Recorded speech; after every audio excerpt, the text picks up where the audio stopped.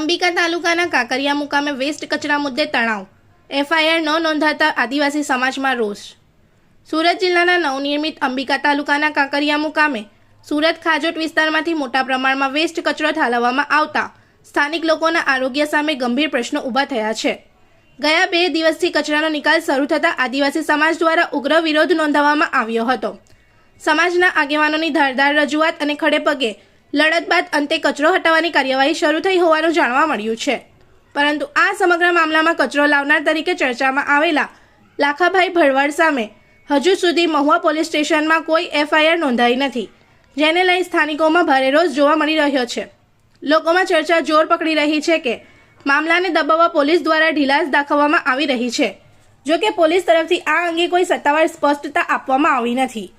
આદિવાસી નેતા અનંત પટેલે ચીમકી આપી છે કે જો 5 દિવસમાં લાખાભાઈ ભરવાડને પોલીસ સ્ટેશનમાં હાજર નહીં કરવામાં આવે તો મહુવા પોલીસ સ્ટેશનનો ઘેરાવ કરવામાં આવશે।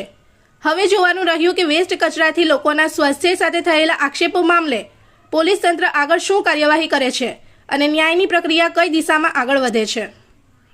इस वीडियो को लाइक करें, हमारे चैनल को सब्सक्राइब कर बेल आइकन जरूर प्रेस करें हमारी न्यू वीडियो सबसे पहले देखने के लिए।